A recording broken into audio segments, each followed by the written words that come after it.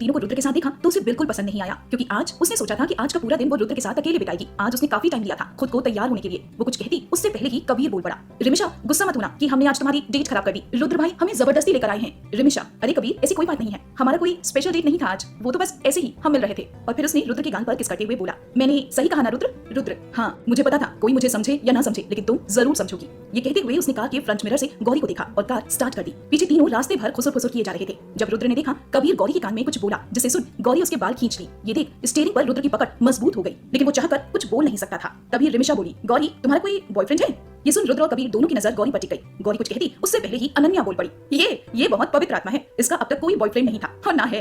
रिमिशा, अच्छा बॉयफ्रेंड ना सही कोई तो होगा जो तुम्हें पसंद होगा? गौरी, नहीं अभी तक तो ऐसा कोई नहीं है। गौरी का ये जवाब सुन रुद्र और कबीर दोनों के चेहरे पर स्माइल आ गई। सब एक मूवी थिएटर की पार्किंग में उतरे और अंदर चले गए। रुद्र सबको वहीं रोक टिकट्स लेने चला गया तो उसके साथ रिमिशा भी चली गई। जब दोनों आई तो देखा कि तीनों एक आइसक्रीम वाले को पका रहे हैं। गौरी कहती नहीं सबको बटर स्कॉच दीजिए, तो वहीं अनन्या कहती सब स्ट्रॉबेरी खाएंगे, तो कबीर कुछ और बोलता। ये सुन आइसक्रीम वाला भी झल्लाया हुआ था, क्योंकि कभी वो इस फ्लेवर तो कभी उस फ्लेवर पर हाथ घुमा रहा था, लेकिन अभी तक लिए कुछ नहीं थे तीनों। ये देख रिमिशा बोली, तीनों बच्चे हैं अभी, ये बोल हंसने लगी। लेकिन रुद्र तो कुछ और ही देख अंदर ही अंदर उबल रहा था, क्योंकि उस टाइम कबीर ने दोनों गौरी और अनन्या के बीच खड़ा हो कंधे से दोनों को पकड़ा हुआ था। अनन्या का तो ठीक है भाई है, लेकिन गौरी को क्यों? और गौरी भी मना नहीं कर रही। तभी वो रिमिशा के साथ उन तीनों के पास आकर गौरी के बगल में खड़ा हो गया और कबीर का हाथ गौरी के कंधे से हटाता हुआ बोला, 5 बटर स्कॉच दीजिए। ये सुन सब रुद्र को घूरने लगे। अनन्या, भाई तबीयत ठीक है ना? मतलब आप आइसक्रीम खाओगे? एक तो आप हम लोगों को मूवी के लिए लाकर वैसे ही शौक दिए हो और अब आइसक्रीम? रुद्र, क्यों मैं इंसान नहीं हूँ? इतना बोल आइसक्रीम वाले से आइसक्रीम लेकर सबको पकड़ाते हुए बोला, चलो सब मूवी स्टार्ट होने वाली है। मूवी देखने के बाद सब लंच की प्लानिंग करते हैं। तभी रुद्र एक अर्जेंट कॉल बोलकर साइड में चला गया। जब वापस आया तो देखा रिमिशा वहाँ अकेली खड़ी है। रिमिशा को अकेला खड़ा देख पूछा,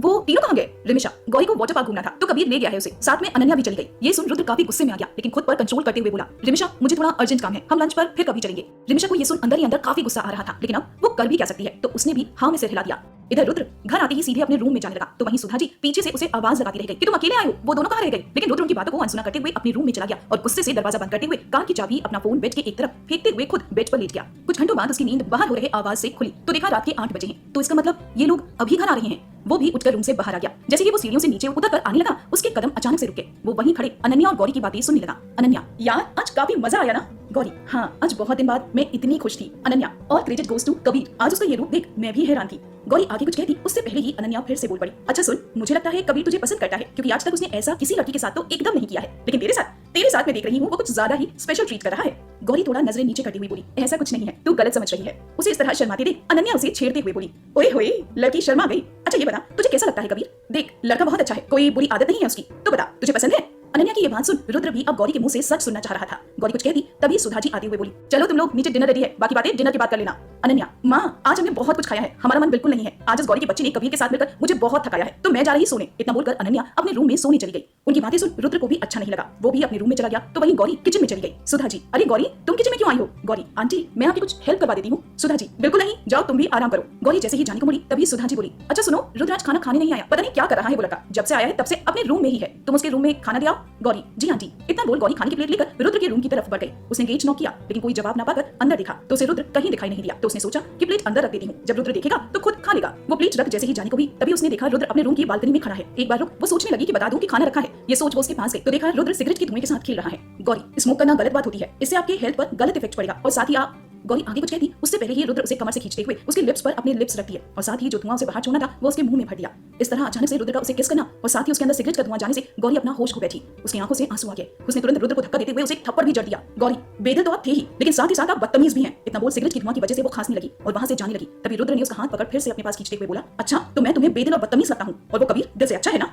गौरी की आंखें पूरी तरह से लाल हो चुकी थी, जिसकी वजह रुद्र का उसे अचानक किस करना था या शायद सिगरेट का धुआं। गौरी, मैं आपको जवाब देना जरूरी नहीं समझती, ये मेरा पर्सनल मैटर है। ये सुन रुद्र और ज्यादा गुस्से में आ गया। गौरी को और अपने करीब लाते हुए उसके हाथ को कस लिया, जहां दोनों एक दूसरे की सांसों को महसूस कर रहे थे, लेकिन साथ ही दर्द के कारण गौरी की आंखों से लगातार आंसू निकल रहे थे। जब दर्द बर्दाश्त के बाहर हो गया तब गौरी बोली, रुद्र मेरा हाथ छोड़िए, मुझे दर्द हो रहा है। ये सुन रुद्र ने उसका हाथ छोड़ दिया और उसकी कलाई को पकड़कर देखने लगा। तभी गौरी उसका हाथ झटकते हुए वहां से चली गई और उसके रूम के गेट के पास रुककर बोली, इस बार खुद के दिए जख्मों पर दवा लगाने मत आना। इतना बोल वो रोते हुए अपने रूम में चली गई। अनन्या कहीं उसके रोने से उठ न जाए ये सोच उसने खुद को ब्लैंकेट के अंदर छिपा लिया। तो वहीं रुद्र बार बार अपने हाथ को देख रहा था कि वो कैसे कर सकता है। तभी उसे याद आया उसने कैसे गौरी को किस कर दिया।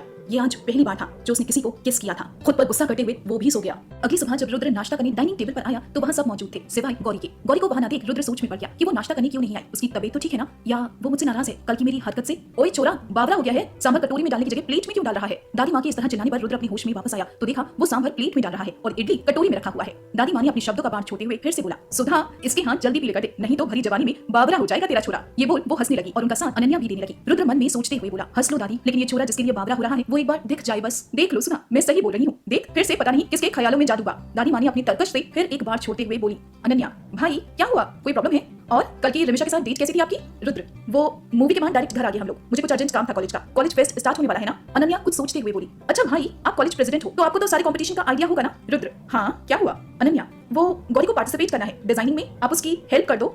रुद्र ये सुन काफी खुश हुआ, ऊपर देखते हुए मन में बोला, मतलब भगवान आप हो। फिर खुद को कंट्रोल करता हुआ बोला, ठीक है मैं कर दूंगा उसकी हेल्प, लेकिन उसे डिजाइनिंग में इंटरेस्ट है क्या? हाँ बेटा, उसके पापा एक ज्वेलरी डिजाइनर थे, उनकी डेथ के बाद गौरी ने इसे अपना ड्रीम बना लिया है और साथ ही उसका इंटरेस्ट भी है इसमें। सुधा जी किचन से आते हुए बोली, हाँ भाई बहुत अच्छा डिजाइन करती है, मैंने उसके देखे हैं डिजाइन। ग्रेजुएशन के बाद उसे डिजाइनिंग का ही प्रैक्टिस करना है, वो भी बेस्ट कॉलेज से। सुधा जी की बातों को आगे बढ़ाते हुए अनन्या बोली, अच्छा जी मिस गौरी का ड्रीम है ये, तब तो उनका ड्रीम पूरा करवाना ही पड़ेगा। ये सोचते हुए रुद्र ने बोला, लेकिन वो अभी है कहाँ? अनन्या बोली, वो रूम में है, कॉलेज फेस्ट के बाद सेमेस्टर स्टार्ट हो जाएगा और उसका इस कॉलेज का पहला एग्जाम है तो वहीं पढ़ रही है। रुद्र मन में सोचते हुए बोला, मिस गौरी सच में आप पढ़ाई कर रही हैं या मुझसे कल की बात के लिए छिप रही हैं? एक बार नाश्ता तो करने आ जाती तो मैं भी अच्छे से नाश्ता कर लेता। उधर गौरी को पढ़ते पढ़ते अचानक से हिचकियां आने लगी। उसने सामने रखा पानी का बोतल उठाकर पानी पिया, लेकिन उसकी हिचकियां शांत होने का नाम नहीं ले रही थी। तभी उसे याद आया उसकी माँ कहती थी, जब हिचकी शांत ना हो तो अपने दिमाग में कुछ सोचते हुए दिमाग कहीं अलग लगाना चाहिए। उसे अचानक से कल वाली घटना याद आ गई कि कल रात कैसे रुद्र ने उसे किस किया था। ये सोचते ही उसकी हिचकी तो बंद हो गई, लेकिन उसकी दिल की धड़कन काफी तेज हो गई। उसने अपने दिल पर हाथ रखते हुए बोला, अब इसे क्या हो गया? हिचकी बंद हुई तो ये इतनी तेज क्यों चल रहा है, जैसे लग रहा है अभी बाहर आ जाएगा। वो झुंझुनाकर अपनी बुक बंद कर दिल को पकड़े हुए बेंच पर लेट गई और सोचने लगी कल उन्हें क्या हो गया था। फिर खुद को ही जवाब देते हुए बोली, उन्हें क्या होगा, वो तो बस बिना मतलब के गुस्सा निकालना चाहते हैं, ऊपर से उन्हें मेरी कलाई ही बार बार क्यों मिलती है पकड़ने के लिए। फिर थोड़ा रुकते हुए बोली, नहीं इकलौती कलाई ही नहीं कमर भी पकड़ लेते हैं, ऊपर वाले का शुक्र मनाऊं कि कभी गलती से गला पकड़ लिया तो समझो मैं गई, उसके बाद तो उनकी दी हुई दवा भी काम नहीं करेगी। लेकिन उनकी तो गर्लफ्रेंड है जो बचपन से उनके साथ चिपकी हुई है। फिर कल रात उन्होंने मुझे किस क्यों किया? कहीं ऐसा तो नहीं कि कल उन्होंने ड्रिंक की थी? हाँ यही हो सकता है, तभी तो वो कल सबके सामने नहीं आ रहे थे। फिर अपने सिर पर चपत लगाते हुए बोली, फिर मैं क्यों उनसे छिप रही हूँ, उन्हें तो कुछ याद भी नहीं होगा। तू भी ना गौरी एकदम पागल है। थोड़ी देर बाद अनन्या रूम में आते हुए बोली, क्या हुआ तुझे, तबीयत ठीक है तेरी? गौरी ने हाँ में सिर हिलाया तो अनन्या फिर बोली, तब चल कॉलेज चलते हैं। फिर दोनों कॉलेज जाने के लिए घर से बाहर आ गए तो देखा रुद्र कार से टेक लगाकर खड़ा है और साथ ही कबीर फोन में कुछ टिक टिक कर रहा है। रुद्र को देखते ही गौरी खुद से बोली, गौरी कल जो हुआ था वो नशे में हुआ था, उनको लगा होगा कि मैं रिमिशा हूँ, उन्हें कुछ याद भी नहीं होगा, तो तू घबरा मत, सब ठीक है। तभी दोनों को देखते हुए कबीर बोला, यार कितना टाइम लगाती हो दोनों, कब से वेट कर रहा हूँ। अनन्या, वो क्यों? कबीर, रुद्र भाई के साथ आज हम लोग कॉलेज जा रहे हैं, ऐसा उन्होंने बोला है। ये सुन अनन्या बोली, गौरी मैं कोई सपना तो नहीं देख रही, भाई कल से शौक पे शौक दिए जा रहे हैं, कहीं मैं पागल ना हो जाऊं, वो और हमारे साथ कॉलेज, ऐसा पहली बार हो रहा है। अनन्या की बात रुद्र भी सुन रहा था, फिर बोला, चलना है या नहीं, मैं जा रहा हूँ। इतना सुन सब जल्दी से फिर से पीछे वाली सीट पर तीनों घुस गए। ये देख रुद्र बोला, मैं तुम लोगों का ड्राइवर नहीं हूँ, कोई आगे आओ। रुद्र के इतना कहने पर कबीर ने अनन्या को धक्का देते हुए बाहर निकालकर बोला, तू जा आगे बैठ। कार ड्राइव करते हुए रुद्र ने बोला, तुम लोगों ने डिसाइड कर लिया कि किस एक्टिविटी में पार्टिसिपेट करना है? कबीर, भाई मैं तो बास्केटबॉल में कर रहा हूँ। अनन्या, हमेशा की तरह मैं डांस कॉम्पिटिशन में। तभी कबीर ने गौरी से पूछा, गौरी तुम किस में पार्टिसिपेट कर रही हो? गौरी, अभी तक मुझे कुछ समझ नहीं आ रहा है कि मैं किस में पार्टिसिपेट करूं, इससे पहले ये सब मेरे कॉलेज में नहीं हुआ था तो मुझे आइडिया नहीं है क्या होता है कैसे होता है। ये सुन रुद्र बोला, तुम तीनों आज प्रेसिडेंट ऑफिस आकर फॉर्म भर देना, जिस एक्टिविटी में पार्टिसिपेट करना है। सबने हाँ में सिर हिलाया और सब कॉलेज पहुंच गए। एक क्लास फ्री होने की वजह से कबीर अनन्या अपने पंडरों के साथ प्रेसिडेंट ऑफिस पहुंच गए और कॉलेज फेस्ट में पार्टिसिपेशन फॉर्म भरने लगे। विशाल अमर ने कबीर के साथ बास्केटबॉल कंपटीशन का फॉर्म भरा क्योंकि ग्रेजुएशन का चैंपियन ग्रुप इन्हीं का था। तो वहीं ऋतु साक्षी ने अनन्या के साथ ग्रुप डांस का फॉर्म भरा। गौरी को कुछ समझ नहीं आ रहा था तो उसने भी उनका डांस ग्रुप ज्वाइन कर लिया। सारे पंडर लोग फॉर्म भर जय माता दी का नारा लगाते हुए बाहर निकल आए। तभी पीछे से रुद्र ने गौरी को रोकते हुए बोला, तुम्हें डिजाइनिंग में इंटरेस्ट है ना, तो चलो मेरे साथ। गौरी पहले ये सुन थोड़ी कंफ्यूज थी कि रुद्र को कैसे पता। तब अनन्या बोली, आज सुबह ही मैंने भाई को बताया है, तू खड़ी क्यों है, जाना उनके पीछे। गौरी रुद्र के पीछे चली गई तो वहीं बाकी के पंडर क्लास की तरफ बढ़ गए। कुछ देर में रुद्र क्लास के अंदर घुस गया। गौरी ने क्लास के बाहर लगे नेम प्लेट को देखा जिस पर वेलकम डिजाइनर लिखा था। वो भी अंदर गई तो देखा वहाँ ढेर सारे सेक्शन बने हैं। वो देख ही रही थी तभी उसे पीछे से आवाज सुनाई दी। पीछे देखा तो रुद्र खड़ा था। वो कुछ कहती उससे पहले ही रुद्र ने उसका हाथ पकड़ा और एक तरफ बढ़ने लगा। थोड़ी देर में दोनों ज्वेलरी डिजाइन के सेक्शन पर खड़े थे। रुद्र, गौरी मैंने तुम्हारा यहाँ नाम रजिस्टर करवा दिया है, तुम्हें जब भी टाइम मिले तो तुम यहाँ आ सकती हो और कोई जरूरत हो या यहाँ प्रॉब्लम हुई तो मुझसे कहना, ओके।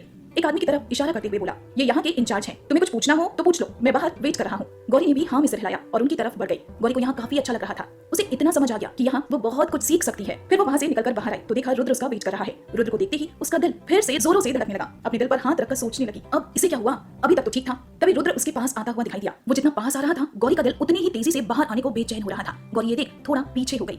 गौरी को इस तरह पीछे जाते थे रुद्र अपनी जगह खड़ा हो गया और बोला, गौरी वो कल रात रुद्र ने इतना बोला ही था। तभी बीच में गौरी बोली, मुझे पता है कल आपने जो किया वो आपने ड्रिंक किया था, अगर होश में रहते तो कभी नहीं करते। इतना बोल गौरी वहां से भाग गई। She is totally mart. Rudra के मुंह से बस इतना ही निकल पाया। गौरी रुद्र के सामने से तो भाग निकली, लेकिन अपने अंदर चल रहे तूफान को वो अभी तक नहीं समझ पा रही थी। काफी बेचैनी से वो इधर उधर चक्कर लगा रही थी। अपने होश में वो तब आई जब उसके कंधे पर अनन्या ने हाथ रखा, जिसकी वजह से गौरी चौंक गई। अनन्या क्या हुआ, इतनी परेशान क्यों हो? रुद्र भाई के साथ जहाँ गई थी काम हुआ? गौरी एक साथ कितने सवाल पूछोगी? हाँ, जहाँ मैं गई थी वो काम हो गया। अनन्या तो तुम इतना हाफ क्यों रही हो? गौरी क्लास ना मिस हो जाए इस चक्कर में दौड़ते हुए आ रही थी। चल क्लास में चलते हैं। अनन्या अभी कोई क्लास नहीं है, चल कैंटीन चलते हैं, बाकी सब भी वही है। गौरी ने हाँ में सिर हिलाया और उसके साथ कैंटीन की तरफ बढ़ गई। वहां गई तो देखा सब बैठे हुए थे।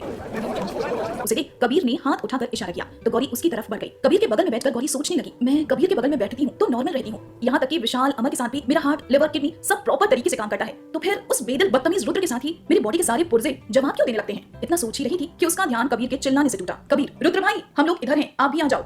इतना बोल कबीर हाथ उठाकर इशारा कर रहा था। ये सुन गौरी ने भी अपनी नजर सामने की तो देखा रुद्र किसी लड़की के साथ उसकी ओर आ रहा है। ये देख गौरी का दिल फिर से बाहर आने को उछलने लगा। रुद्र भी आकर उसके सामने वाली चेयर पर बैठ गया, जिस वजह से वो और ज्यादा बेचैन हो गई। तभी रुद्र के साथ आया लड़का उसका दोस्त समीर बोला, अच्छा तो तुम ही हो गौरी? हेलो मैं समीर, रुद्र का दोस्त। गौरी, हेलो मैं गौरी। बहुत मुश्किल से उसके गले से इतना निकल पाया, जिसे रुद्र भी सोच रहा था कि इसे क्या हुआ है सुबह से। समीर, यहाँ बैठे सब लोग सुनो, आज शाम मेरी सिस्टर की एंगेजमेंट पार्टी है, तो तुम लोगों को जरूर आना है। ये सुन सब ने हाँ बोला कि वो सब आएंगे। फिर सब आपस में शाम की पार्टी के बारे में बात करने लगे, लेकिन गौरी अभी भी खुद को नॉर्मल करने में बिजी थी। तभी रुद्र ने उसे आवाज लगाते हुए बोला, गौरी क्या हुआ है तुम्हें, आर यू ओके? ये सुन गौरी ने रुद्र की तरफ देखा, जिसे देखते ही उसकी धड़कन और तेज हो गई और साथ ही उसके माथे पर पसीने भी आने लगे। गौरी तुरंत वहां से उठी और दौड़ते हुए कैंटीन से बाहर निकल गई। उसे इस तरह भागता देख सब आपस में बात करने लगे कि इसे क्या हो गया अचानक से। अनन्या, इसे मैं सुबह से देख रही हूँ, पता नहीं क्या हुआ है इसे। कबीर, तुम लोग बैठो मैं देख कर आता हूँ। इतना बोल वो भी उठकर गौरी के पीछे चला गया। कबीर का उसके पीछे जाना रुद्र को बिल्कुल पसंद नहीं आ रहा था। उसने गुस्से से अपनी मुट्ठियां कस ली। थोड़ी देर बाद सब कॉलेज खत्म कर आपस में शाम की पार्टी में मिलने के लिए बोल घर आ गए। कॉलेज से घर आते ही अनन्या ने सारा घर सिर पर उठा लिया था, क्योंकि उसे समझ नहीं आ रहा था कि वो क्या पहने। उसे लग रहा था कि उसके पास कपड़े ही नहीं है। खैर ये तो हर लड़की की कहानी है, पूरी वार्डरोब कपड़ों से भरी रहती है, लेकिन बाहर कहीं जाना हुआ तो कपड़े ही नहीं रहते। अनन्या परेशान होकर घर में चक्कर लगा रही थी, तो वहीं गौरी उसके सामने चुपचाप बैठी हुई थी। तभी घर का डोरबेल बजा। सुधा जी ने दरवाजा खोला तो सामने रिमिशा को देख चौंक गई। उन्हें इस तरह चौंकता देख रिमिशा बोली, आंटी वो रुद्र ने बुलाया था। तभी सीढ़ियों से उतरकर आते हुए रुद्र ने बोला, माँ मैंने ही बुलाया था, आज शाम सभी ने इसे भी इनवाइट किया है पार्टी में। तभी रिमिशा बोली, आंटी अनन्या और गौरी कहाँ है? इतना बोलते बोलते वो अंदर आ गई और सामने अनन्या को परेशान होता देख बोली, डार्लिंग तुम्हारी प्रॉब्लम सॉल्व। इतना बोल उसने अपने दोनों हाथ हवा में लहरा दिए, जिसमें 3-4 कपड़ों के बैग्स पकड़े हुए थे। अनन्या को कुछ समझ नहीं आया तो उसने पूछा, ये क्या है? रिमिशा, आज शाम की पार्टी में पहनकर जाने के लिए ड्रेस। ये सुन अनन्या खुश हुई, लेकिन फिर कुछ सोचते हुए बोली, आपको कैसे पता कि हम लोग ड्रेस के लिए परेशान हैं? रिमिशा, समीर ने मुझे भी इनवाइट किया है। तो रुद्र ने बोला कि तुम लोगों के लिए ड्रेस की शॉपिंग भी करते आओ, क्योंकि मैं भी तुम लोगों के साथ ही चल रही हूँ। अब चलो जल्दी से तैयार हो जाते हैं, नहीं तो लेट हो जाएंगे। तीनों अनन्या के रूम में चली गई। तैयार होने सबने अपनी ड्रेस देखी। अनन्या खुश होते हुए बोली, आजकल भाई मुझे बिल्कुल समझ नहीं आ रहे, बस शॉप पे शॉप दिए जा रहे हैं। लेकिन वहीं गौरी अपनी ड्रेस हाथ में लेकर उसे बस घूर रही थी। फिर थोड़ा रुक कर बोली, आप लोग तैयार होइए, हम अभी आते हैं। इतना बोल वो रूम से बाहर निकल गई। इधर सब तैयार होकर नीचे हॉल में आई, जहाँ कबीर और रुद्र वेट कर रहे थे। जहाँ रुद्र ने फुल ब्लैक सूट पहना हुआ था, तो वहीं कबीर ने सफेद शर्ट के साथ मरून ट्राउजर और ऊपर से मरून कोट डाला हुआ था। दोनों आज किसी हीरो से कम नहीं लग रहे थे। स्मार्टनेस तो पहले ही भगवान ने कूट कूट कर भरी थी, आज तो ऊपर से बस 4 चांद लगा रहे थे उनकी ड्रेस। लड़कों की तारीफ हो गई, अब बारी है लड़कियों की। अनन्या को देखकर लग रहा था कि भगवान ने उसे मॉडलिंग करने के लिए ही बनाया हुआ है। उसने ब्लैक स्लीवलेस लॉन्ग गाउन पहना हुआ था, ड्रेस से मैच करती हुई पेंसिल हिल्स और फेस पर लाइट मेकअप, रेड लिपस्टिक ऊपर से लेकर नीचे तक परफेक्ट, जिसे देख कबीर बोला, आज पक्का कोई गिरने वाला है, हॉटनेस की दुकान लग रही हो। तो वहीं रिमिशा भी कम नहीं लग रही थी। उसने भी रेड कलर का off shoulder long and side से कट गाउन पहना हुआ था, फेस पर मेकअप, जिसे देख कबीर फिर से बोल पड़ा, भाभी जी आज तो आप भी पूरी लाल मिर्च लग रही हैं, न जाने आज कितने गिरेंगे आपको देखकर। फिर रुद्र की तरफ घूमते हुए बोला, रुद्र भाई ध्यान देना, आज रिमिशा पर न जाने कितने गिरेंगे। तभी बीच में दादी माँ अपनी जुबान का तीर छोड़ते हुए बोली, देख कहीं रुद्र ही ना गिर जाए, पहले वो खुद को संभाल ले, फिर रिमिशा का ध्यान देगा। इतना बोल दादी माँ अपनी सारी बत्ती सी बाहर कर दी। ये सुन गुस्से से रुद्र उनकी तरफ घूरा। तब दादी माँ अपना बचाव करते हुए फिर से अपने तरकश से एक तीर छोड़ा। सबके सामने गुस्से का नाटक कर रहा है, लेकिन मन में न जाने क्या क्या पक चुका होगा। रिमिशा को देखते ही ये सुन सब हंस पड़े और रिमिशा शर्मा गई। सबका ध्यान तब भटका जब कबीर ने बोला, वाओ सो ब्यूटीफुल, और सबने कबीर की नजरों का पीछा किया तो देखा सामने गौरी खड़ी थी, जिसने ब्लैक शिफॉन साड़ी पहना हुआ था, जिसमें उसका फिगर परफेक्ट नजर आ रहा था और साड़ी से झांकती हुई उसकी कमर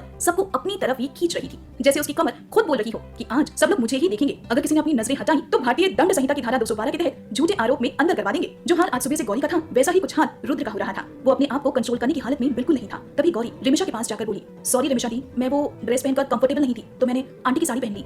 कोई कुछ कहता उससे पहले ही दादी माँ बोल पड़ी, कुछ भी पहनकर जा गौरी, किसी को कोई दिक्कत नहीं है, बस तू ये याद रखना कि 5-6 लड़कों को गिरा कर ही आना, नहीं तो आज तेरी खैर नहीं। ये सुन गौरी ने अपनी नजरें नीचे कर ली तो वहीं रुद्र और कबीर दोनों दादी माँ को घूरने लगे। दोनों को अपनी तरफ घूरता देख दादी माँ बोली, अब तुम लोगों को लेट नहीं हो रहा, चलो जाओ सब यहाँ से जल्दी। पांचों कार में बैठ निकल पड़ी जहाँ उन्हें पहुंचना था। उनके जाते ही दादी माँ फिर बोली, मेरे दोनों नालायकों को एक ही लड़की पसंद है, अब देखना ये है कि दोनों हीरो में किसे मिलती है हमारी हीरोइन। पार्टी में क्या हुआ ये जानेंगे अगले भाग में।